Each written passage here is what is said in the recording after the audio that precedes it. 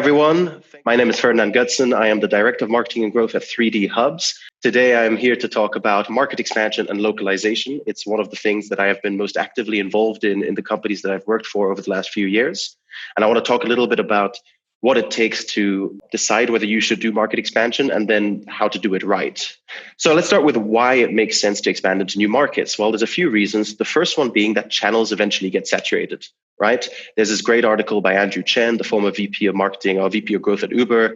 And he essentially wrote this article where he said, there's about 5 channels that really work, 4 or 5 channels. There is not an infinite amount of channels out there. You have paid acquisition, you have virality, you have SEO, you have sales outbound, and sometimes, depending on your business, you'll have that little golden nugget that really works for you. If you work for a company that's a little bit older, that's been around a while, and you've tested a lot of things, and there comes a point when you always want to test new things, of course, but where you just really know, what works and where to invest in. And the problem with that is you don't have an infinite amount of channels. And the channels that you do have, the ones that are working, eventually they can get saturated. If you have a lot of competition, if you grow a lot within a market, eventually channels tend to decay over time. So what do? Moving into new markets is a great way to create a new kind of clean level playing field in terms of saturation and channel decay. You can start testing the same channels that work or similar channels to the ones that work in your main market in a different market. The second thing is that competition might be lower. When you look at this graphic here by CrossDesk, they did a study and they looked at essentially SaaS cloud solutions around the world. You see that there is a very heavy concentration in the US. This accounts for a huge chunk of all SaaS companies in the world. And you can see these little hubs where SaaS companies tend to congregate in. And the reality is when you enter new markets, you often enter markets that might not be as advanced or might not be as competitive as the one that you've established yourself in. Most of the world's manufacturing happens in 4 or 5 countries, right? So entering new markets also brings in new opportunities, less competition. You can start acting. We have many, many direct competitors everywhere in the world, but I think it's fair to say we have a lot more direct competitors in the US than we do in France, for example, which is why expanding into the French market was something that we thought would be quite important. The third thing is spreading your commercial risk. And I think this is one really important one that often gets underestimated. No matter where you're based, every country, every region comes with its own risks. And if you are active in an area or industry that is very highly volatile or very highly subject to a risk, if you have customers all around the world, you're going to be less subject to these individual risks.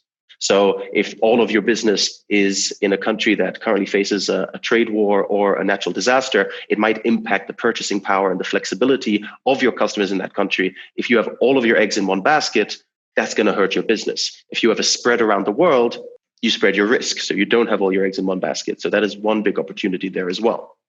And finally, strategic dominance. And this really depends on the company you work for and what your kind of strategy is. But becoming the dominant force in a particular region might be easier than doing so in another region. There are companies that have become very dominant in very particular regions and have then expanded into other regions later.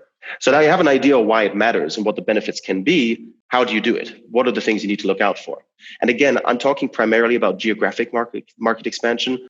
Market needs, what are the needs of the market? What does this market need in order to be successful? What do the customers need? What do they want? How mature is the market? Are they familiar with your kind of solution? Are they tech savvy enough? What is the competitive landscape like? Are you facing a lot of competitors? Are you kind of entering a losing battle? What are the legal obstacles? Maybe there are legal limitations. What are the cultural considerations? You cannot expect people in different countries to necessarily behave exactly the same way as in the country where you are based or where you are from. How familiar are people with this type of product? Do the people in the country that you're targeting, do they understand your product? Do they understand your set of services? Is there something similar on the ground? How can you educate them on the solution that you're offering? And finally, what are the resources you have to localize? Because at the end of the day, entering a new country often means localization. Localization is, on the one hand, very challenging and also very tedious. On the other hand, it can be very rewarding. And do you have the resources to do this? And do you have the resources to do it properly? So these are the sort of things that generally we try to consider when deciding, okay, where do we expand to? So this is how we've done it at 3D Hubs. We essentially build up a market until it reaches maturity. And then once it reaches maturity, we then start expanding into new markets, sometimes one, sometimes two, sometimes three at a time. And then we already map out what the next ones are that we want to expand into. Now, generally, we follow the same strategy. We first do a strategic selection of the market. What is the next country that we should enter? I will give some examples on the countries that we've chosen and how we do that. The second is we start doing a basic form of localization. We try to validate the market. So it depends a little bit on how you run your business. If you're a SaaS company, there's a good chance, with a digital product at least, there's a good chance you have customers all around the world. If that is the case, you got to ask yourself, are there any countries that seem to particularly respond well to your product? Again, know your customer, know what they want, and know how to create value for them and to solve their problems as effectively and as well as possible. And what you should then do is, if you already have certain markets using your product, markets that you might not be targeting actively, but are actually part of your customer base, start talking to those customers, see if that market is a good fit. Try to gather as much information, intel, and data as you can. Once we then choose the country, we then localize. We do a basic localization. We won't localize the entire website. We'll localize maybe one or two landing pages, and then we'll test some Google ads on it. Always test first. So experimentation becomes a really important part of this. We try to test, we try to validate if that market makes sense. And if it does, that's when we start localizing further channels, communications. There's no right or wrong way to do this necessarily. You need to see what works for your business. So how do you choose a target market? Well, there's a few things you need to take into account. The first one is which markets require localization. The other thing you need to consider is which markets have the most commercial potential. Then the third thing I look at is which markets are easiest to localize to. And the next thing to consider is which markets localization opens the most doors. And then finally, which markets make the most strategic sense. Again, when you enter a new market, you can't just, even if you do great research, you shouldn't just pick it and then just go gung-ho. Test, validate, use an experimental approach. I talk about this a lot in every aspect of marketing. You should always build, measure, learn, go back to the lean approach. Test the market, see if it responds well. If it does, then scale what works. If not, take a step back and consider whether that market is the right choice. Again, you don't need to invest huge budgets to do this. You should always start small. Don't hire a team of 10 people on the ground if you don't even know if the market's going to work yet. So start with smaller budgets and then scale them as you see successes within that market. Now, what you localize and how you localize, it becomes complex because marketing and growth is such a broad field. And I like to define it as these three core areas. So you think about building your brand awareness, acquiring customers or acquiring leads at the very least, and product growth. How do you market and build a product that people in that region want to buy? So to go through these, brand awareness, it sounds like a simple thing. It isn't. It's all of these things over here. And there's a few ways that you might need to localize this. Most simply by looking at how do you maximize your reach on an international level.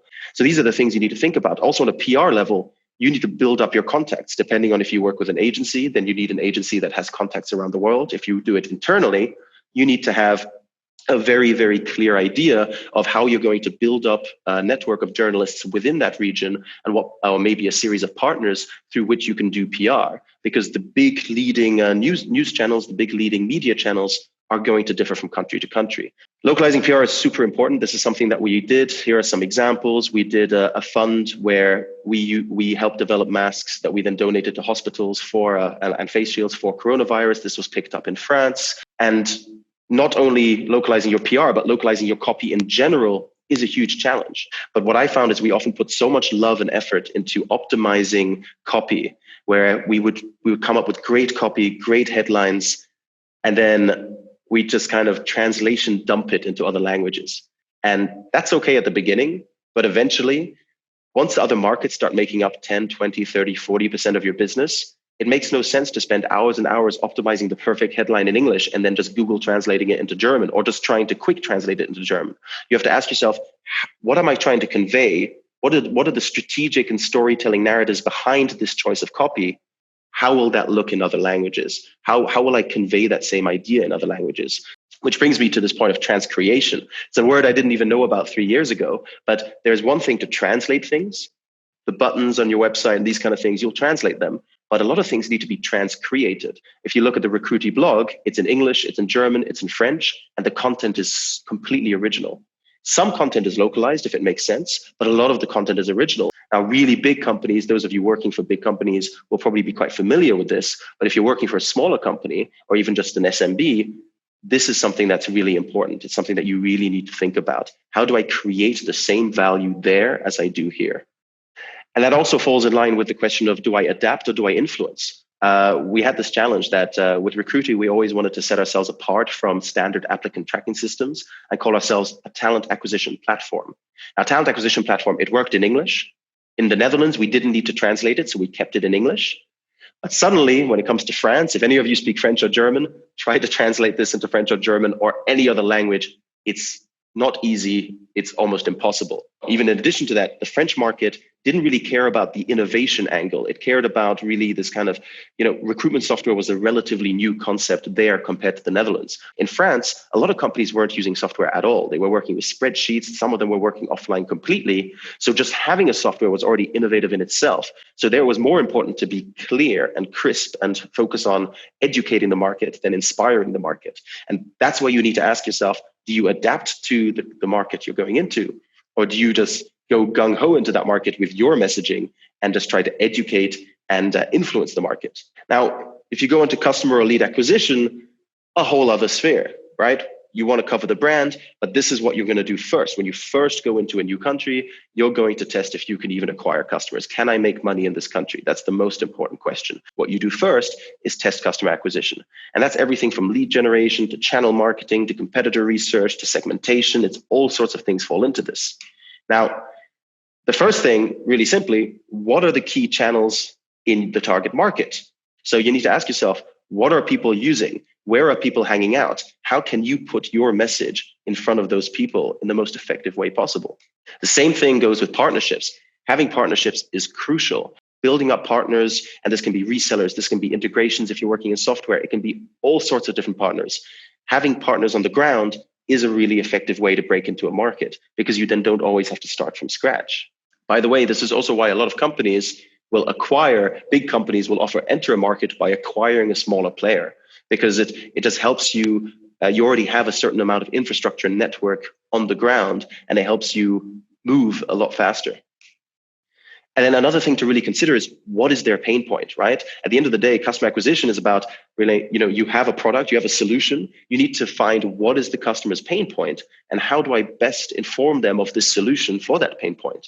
But the most challenging thing in localization is often going to be that the pain point will differ.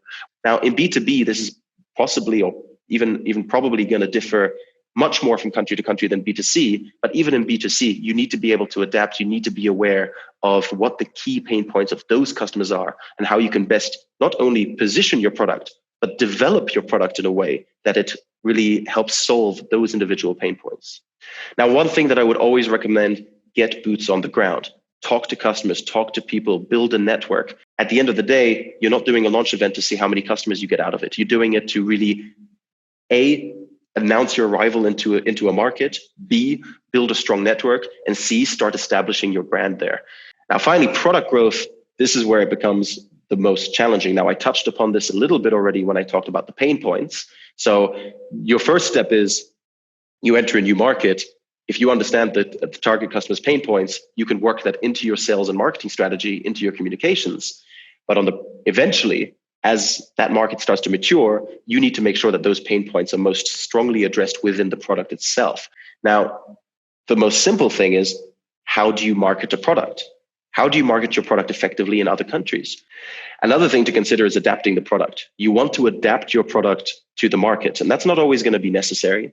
If you've been to McDonald's in different countries, they always adapt their offering. I think the last thing I'll leave you with is just keep in mind there are always risks, right?